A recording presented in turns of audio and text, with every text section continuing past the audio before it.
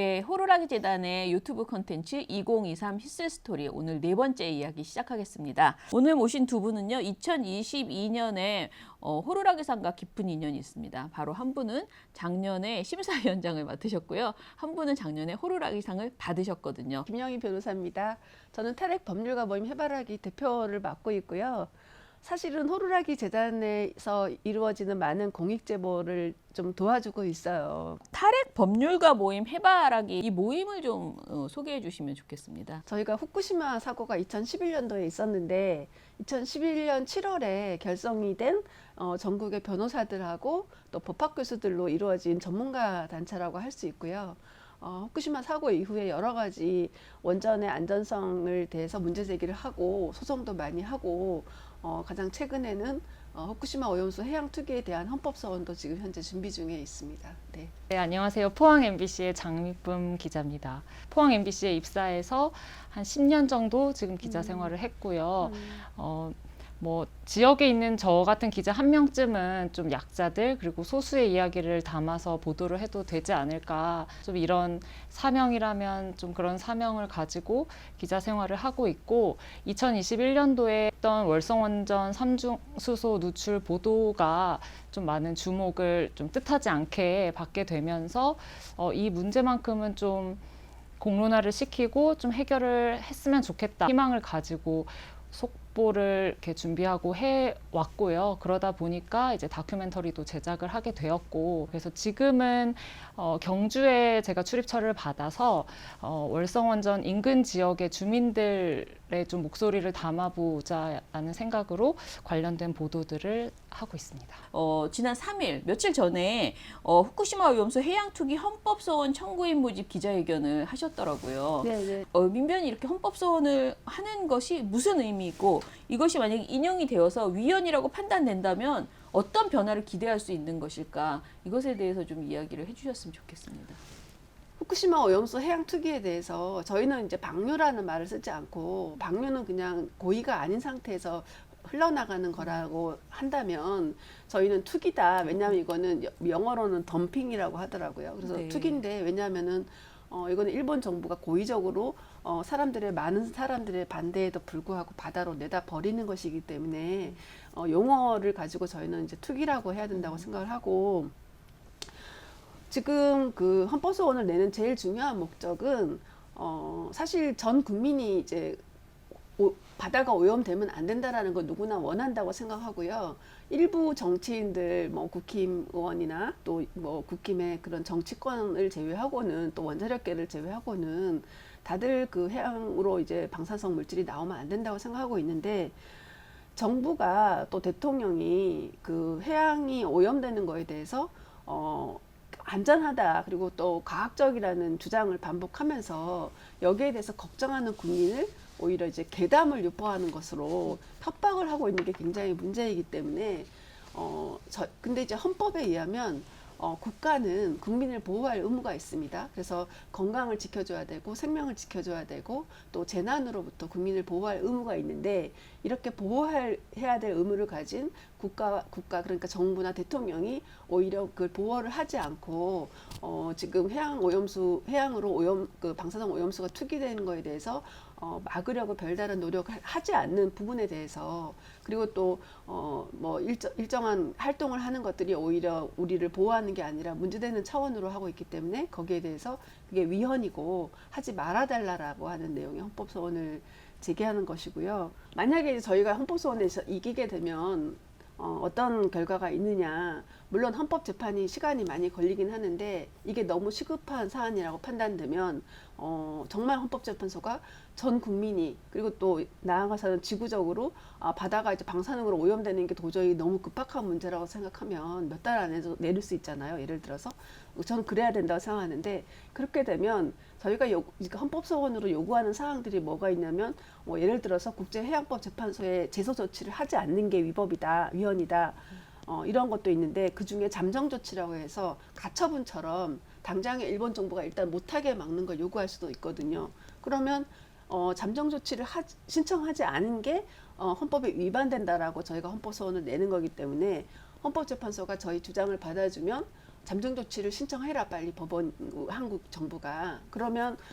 정말 적극적으로 이루어진다면 해양 오염 투기를 일본 정부가 방류를 뭐 당장 한두 달 하는 게 아니라고 하면 아주 빨리 한다면 오염수 투기를 막을 수도 있지 않나 하는 기대도 할 수 있고, 또 예를 들어서 일본의 지금 현장에 이제 한국 정부가 오염수 시찰단을 보냈었는데 그게 굉장히 사실은 명단도 모르고 그렇죠. 또 이게 시민사회에서나 아니면 제3의 전문가가 가지 않고 오로지 원자력계에서 은밀하게 이제 갔는데, 그런 부분에 대해서도 그래서 저희가 이제 한국 정부가 활동한 걸 저희가 믿을 수 없는 상황인데, 그 부분이 시찰단 파견이 위헌이라고 판단이 나면 공정하게 객관적으로 뭐 예를 들어서 저 같은 사람이 간다든지, 뭐 저는 이제 제3자의 입장으로 가는 거죠. 전문가라기보다도 간다면 오염수의 문제를 좀 더 밝혀내서 이거를 바다로 못 버리도록 한다든지 이런 여러 가지를 할 수 있죠. 네.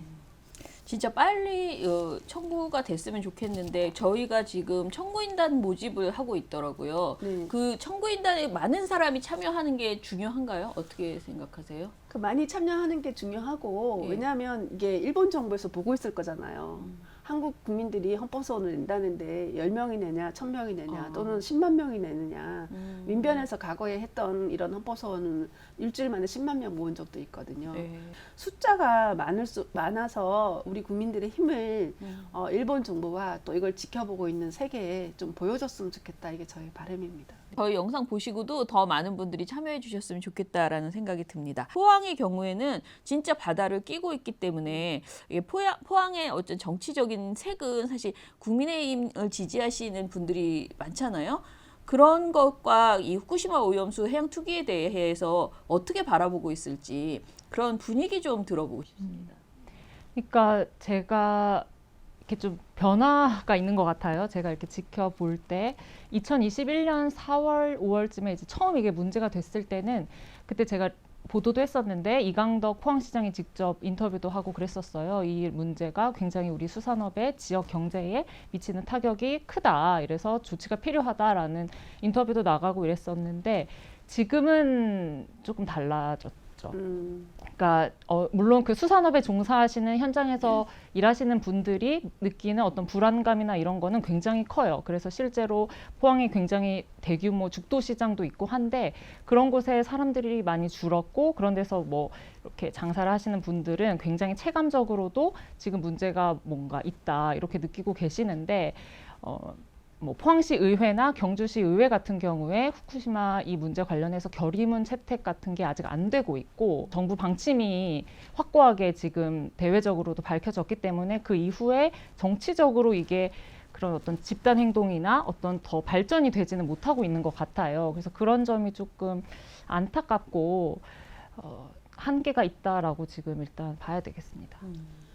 그 부분에 대한 저의 의견은 지금 저도 굉장히 안타까운 게, 사실은 후쿠시마 오염수 해양 투기는 누구나 반대해야 될 문제잖아요. 누구나 이제 수산물을 먹고 또 바다는 우리 모두의 이제 인류의 소중한 자원인데, 이 윤석열 정부 들어서 후쿠시마 오염수 해양 투기 문제를 너무 정치적 이슈로 만들어 버린 거예요, 지금. 그래가지고 사실은 여야를 가릴 것 없이 반대를 해야 되는데, 이상하게 그 윤석열 대통령이 일본 갔다 방문한 이후로부터 해서 그때부터 이제 오염수가 문제가 안 되는 걸로 급선회가 되기 시작한 거예요.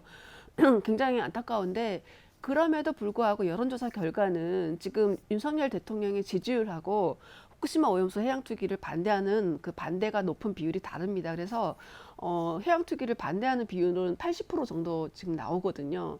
근데 그 80%는 윤석열 대통령 지지율은 40% 왔다 갔다 하는데, 그러니까 쉽게 얘기해서 윤석열 대통령을 지지하는 사람들 중에서도 해양 오염에 대해서 반대하고 투기를 반대하는 사람 지지율이 굉장히 반대하는 사람이 되게 높다는 거예요. 그럼 이건 뭐냐? 국힘이 판단을 잘못하고 있는 거죠. 이걸 괴담으로 치부하면서 입을 틀어막으면 우리가 그걸 그렇게 믿고 넘어갈 거라고 생각하는 것 자체가 정말 오판 아닙니까?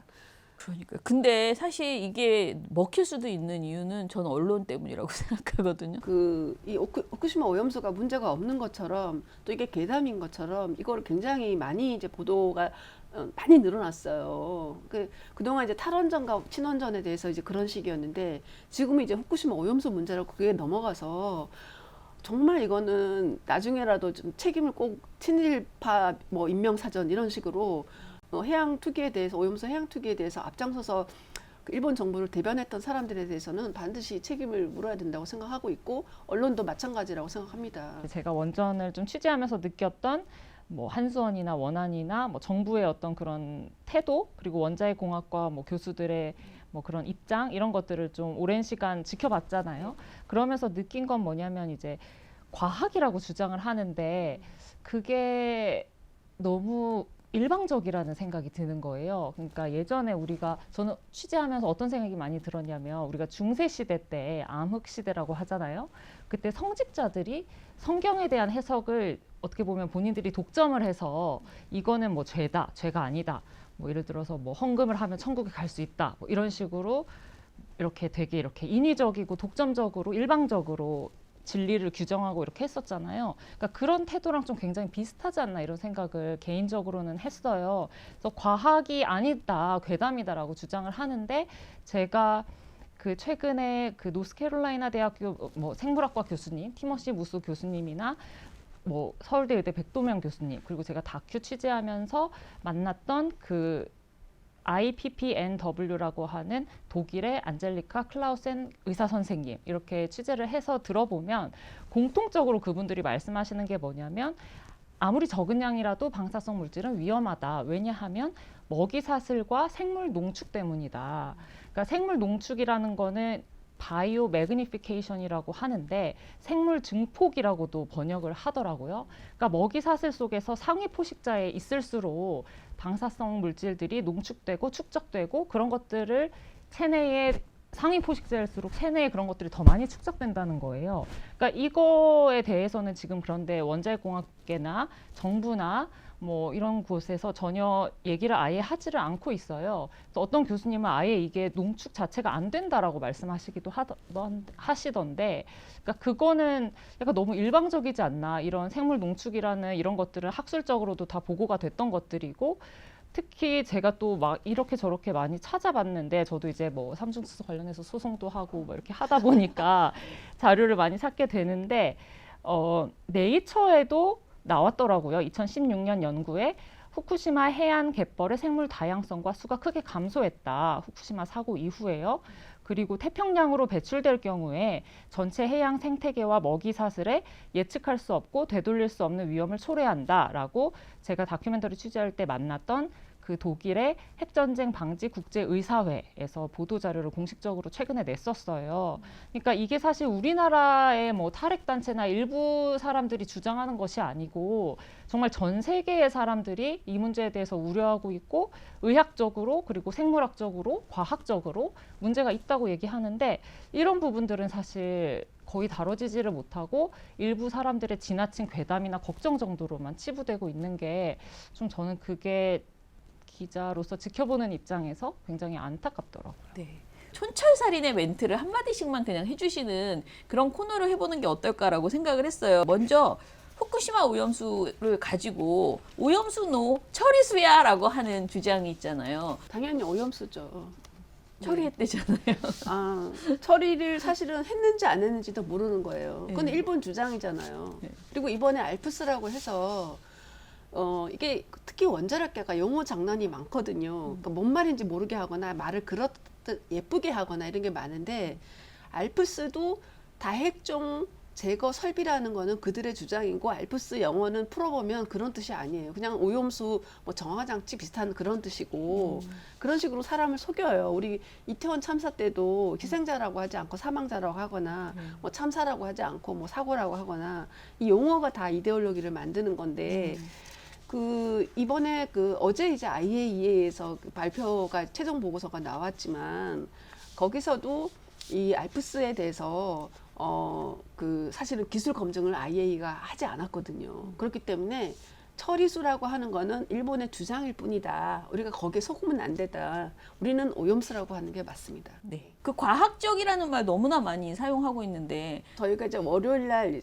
그 헌법소원 청구인 모집 기자회견장에서 서울대 물리학과 명예 교수님이신 최무영 교수님이 오셔서 아주 그 명쾌하게 정리를 하셨는데 과학은 두 가지다. 뭐냐면 하나는 재현 가능해야 되고 또 하나는 교차 검증을 해야 된다. 이 부분에 있어서 후쿠시마 오염수 문제는 두 가지 다 전혀 갖추지 못했기 때문에 전혀 과학이 아니라고 했어요. 이게 무슨 말이냐면 일단 오염수 처리 과정에 대해서 일본 정부가 객관적인 정보를 전혀 제공하지 않고 있고 한국에서 오염수 시찰단을 보냈지만 그때도 정부는 심지어 명단조차 공개하지 않았고 버스를 창문을 닫고 뭐라고 커튼을 내려가지고 누군 기자님들을 막 찍으려고 하는데 그 후쿠시마 원전에 들어갈 때 누가 들어가는지도 몰라가지고 그 방송에서 보셨죠. 네네. 그런 식으로 교차 검증이 아니라 오로지 일방적으로 일본 정부의 또는 한국 정부가 선택한 그런 것이기 때문에 이건 과학이 전혀 아닌 거죠. 네. 세 번째로 이것도 요즘 제대로 된 보도를 해도 다 가짜 뉴스라고 하거든요. 검증되어 있는 그 상황들을 제대로 보도하는 게 언론사 역할이잖아요.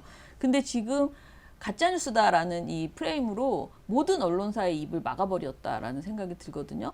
그렇죠. 저도 가짜뉴스의 당사자였잖아요. 2021년 같은 경우에는 청와대 지령을 받아가지고 월성원전 보도를 했다라고 하고 뭐 공식적으로 그런 자리에서 또 그런 얘기가 있었고 뭐 실제로 뭐 뒤에서는 말할 것도 없고 그랬었는데 전혀 사실과 다르죠. 말씀하신 것처럼 국민의 생명과 안전을 위협할 수 있는 일이기 때문에 그 실제로 어떤지는 알 수 없죠. 저희가 뭐 내부인이 아니고 뭐 과학 전문가가 아니기 때문에 알 수 없지만 최대한 시민의 입장에서 그리고 언론의 입장에서 검증하고 어떤 정보를 요구하고 정리해서 국민들에게 전달하는 것인데 그런 것들에 대해서 뭐 근거가 없다라고 일방적으로 이제 매도를 하면서 하는 거죠. 그래서 방사성 물질 같은 경우에 특히 이제 그런 것들이 심한 것 같아요. 제가 처음에 보도했을 때도 뭐 바나나나 멸치에 있는 것이다. 그래서 전혀 유해하지 않은데 굉장히 유해한 것처럼 언론사가 과장을 해서 보도를 해서 본인들에게 엄청난 피해를 입혔다. 이런 식으로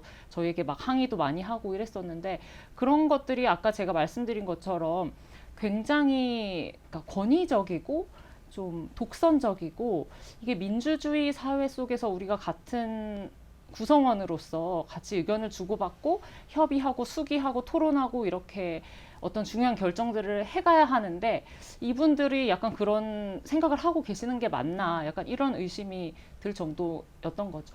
예. 네. 딱 한 개만 더 네네. 말씀을 드리면 이 오염수 해양 투기가 왜 더 위험하냐면 방사선 물질에 이제 피폭이 될 때 외부 피폭과 내부 피폭이 있거든요. 근데 외부 피폭은 한마디로 뭐 엑스레이를 찍는다든지 CT를 찍는 것처럼 방사선이 외부에서 한번 내 몸을 통과하고 지나가는 것인 반면에 내부 피폭은 공기를 마시거나 물을 마시거나 음식을 통해서 방사성 물질이 몸에 들어오게 되면 예를 들어서 세슘으로 오염이 된 생선을 내가 조금 모르고 먹게 되면 그 방사성 물질이 몸속에 들어와서 이게 그 반감기를 지나서 그러니까 체외에 배출될 때까지는 계속 몸에서 방사선을 내뿜는 거예요. 그러니까 365일 24시간 내내 계속 피폭되는 거예요. 빠져나갈 때까지는. 그러니까 굉장히 위험하고 그래서 이 해양에서 그 생태계 축적을 통해서 오염된 어떤 우리가 수산물을 먹게 되거나 이랬을 때 훨씬 내부 피폭이 외부 피폭보다 위험하기 때문에 이걸 반드시 막아야 될 그 중요한 이유가 있다는 말씀을 좀 드리고 싶습니다. 그러니까 지금 원자력 학회나 이런 데서도 하는 얘기가 해수의 방사능 농도가 방류를 하더라도 뭐 10만 분의 1 정도에 그칠 것이다 라고 하잖아요.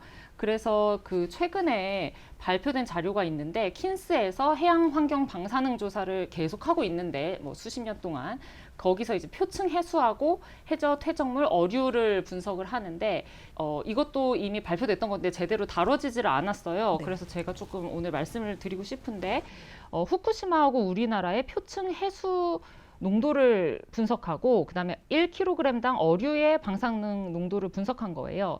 후쿠시마는 0.0068 베크렐 퍼 리터가 나왔고 한국은 0.00169 베크렐 퍼 리터가 나왔어요. 그러니까 이게 수치로 비교하면 4배거든요. 그러니까 후쿠시마 해수가 우리보다 4배 더 오염된 거예요. 그런데 어류를 보니까 1kg당 1.36 베크렐이에요. 그리고 우리나라 같은 경우에는 0.0679 베크렐이에요. 그러니까 20배 차이가 나거든요.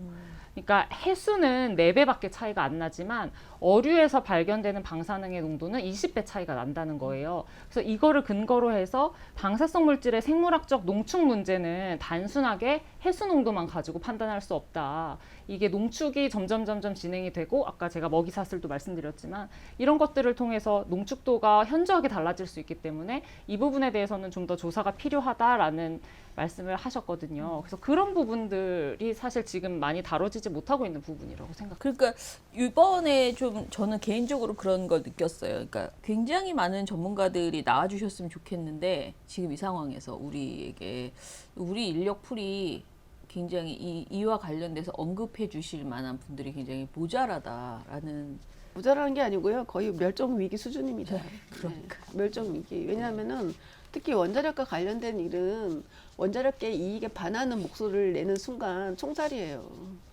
총살이라는 말은 뭐냐? 그 업계에서 사라진다는 얘기죠. 그렇기 때문에 마피아라 소리를 듣는 거예요. 마피아는 조직을 배반하면 끝이잖아요. 네. 저는 별로 원자력계도 다르지 않다고 생각하고, 왜냐하면 그동안 원자력계에서 도와주려는 사람이 거의 없다시피 하니까요, 실제로. 근데 독일에서 제가 이제 취재했을 때 이제 그 IPPNW 교수님, 그 의학 박사님 만나서 얘기를 들었을 때 어떻게 그럼 독일에서 탈핵 운동이 이런 식으로 이제 이루어지는지가 궁금했어요. 그래서 여쭤봤는데 그러니까 어떤 마을에서 뭔가 좀 이상한 거예요. 원전이 가까이 있는 마을이죠. 근데 여기 이 주민들하고 의대나 생물학 교수가 붙어가지고 같이 이런 뭔가 조사를 하고 공신력 있는 자료를 만들고 이렇게 목소리를 내고 이런 식으로 진행이 많이 되더라고요. 그러니까 그 얘기는 뭐냐면 우리나라에도 사실은 뭐 의대나 생물학이나 이런 걸 전공하신 전문가분들이 많이 계시잖아요. 네네. 그런데 그분들이 사실 지금 목소리를 많이 내지는 않으시는 거죠. 그러니까 원자핵 공학과 교수들은 사실 어떻게 보면 이해 당사자이고 뭐 교수이고 전문가이긴 하지만 어떻게 보면 한쪽의 입장을 대변하는 쪽에 있잖아요. 그러면 우리나라도 사실 이게 정상적인 어떤 평평한 운동장이라고 한다면 다른 의학이나 생물학 쪽에 있는 사람들 그리고 우리 어떤 생명을 다루는 분들 이런 분들이 목소리를 높이고 이런 문제들에 대해서 사실 기자인 제가 말하는 것보다 그분들이 말씀하시는 게 훨씬 더 공신력이 있잖아요. 얘기를 해주셔야 되는데 그러지를 못하는 거예요. 정말 아무리 씻고 찾아봐도 기자인 제가 봐도 인터뷰할 사람이 없어요. 우리나라에는. 그러니까 이게 아주 많이 기울어져 있고 이런 현상이 그러면 왜 나타나는가 이런 거에 대해서 좀 의문을 가질 수밖에 없는 거죠. 그러니까 그런 거를 좀 감안하고 봐야 될 것 같아요. 지금 이 상황에서 어떤 행동을 해야 될까에 대해서 제가 그래서 깊이 생각해 봤는데 사실 저도 어떤 창의적인 아이디어는 떠오르지는 않았고 다만 그럼에도 불구하고 제가 가장 중요하다고 생각했던 거는 참여인 것 같아요. 그러니까 어떤 방법이든지 상관없고 또 이게 사실 어떻게 보면 굉장히 사적인 부분일 수도 있어요. 내가 먹는 것들 뭐 이렇게 내가 인식하는 위험에 대한 거기 때문에 그래서 이거를 대외적으로 막 알리고 이런 게 어려울 수도 있는데 어떤 방법이든지 내가 참여하는 게 가장 중요하다고 생각해요. 제가 휘슬 스토리 이전 편들도 봤는데 학교 폭력이든지 뭐 JMS 문제라든지 저는 다 마찬가지라고 보거든요. 그러니까 우리가 민주주의 사회를 살고 있고 그 구성원이라면 사실 참여해서 이야기하고 목소리를 내는 게 그 어떤 것보다도 중요하다고 생각해요. 그래서 아까도 잠깐 말씀드렸지만 생명을 다루고 계시는 분들 그리고 의학에 종사하거나 뭐 생물학이나 이런 곳에 계시는 분들이 이 문제에 대해서 목소리를 내시는 게 가장 어떻게 보면 좋지 않을까. 그리고 그 얘기는 결국 우리 모두가 다 참여해야 된다는 것도 되겠죠. 그러니까 결국에는 그렇게 이게 지금 정치적으로 문제가 많이 흘러서 마치 이 문제에 대해서 발언을 하는 것이 굉장히 정치적이라고 생각할 수도 있을 것 같지만 점점 더 많은 사람들이 얘기를 하고 이게 정말 커지면 더 이상 정치적이지 않게 되는 거잖아요. 그래서 이 문제를 후쿠시마 오염수 문제를 정치적이지 않게 만드는 방법은 결국에는 더 많은 사람들이 목소리를 내고 참여하는 게 아닌가 저는 역설적으로 좀 그렇게 생각했습니다. 저는 선거를 통해서 심판하라는 얘기를 하고 싶은데 그건 조금 내년이라서 사실 우리 한국 현대사가 많은 질곡을 겪은 것이 친일파 청산이 안 돼서 그렇다는 얘기도 많이 하잖아요. 과거에 대해서 너무 간대하면 미래가 없기 때문에 이렇게 바다를 오염시키는 데 앞장선 정치인이라든지 아니면 과학자에 대해서는 나중에 두고두고 피눈물 흘리게 해줘야 됩니다. 저는 개인적으로 막 최근에 뭐 현수막을 사서 막 걸고 환경단체에서 후쿠시마 오염수 반대합니다. 그런 거를 이렇게 그 베란다에다 걸으라고 하더라고요. 주문하더라고요. 그래서 저도 하고 또 차에도 막 붙이고 예전에 세월호 당시에도 그런 여러 가지 행동을 했잖아요. 할 수 있는 건 일단 다 해보자. 그러니까 이게 시끄러워지게 하자라는 생각을 하고 있어요.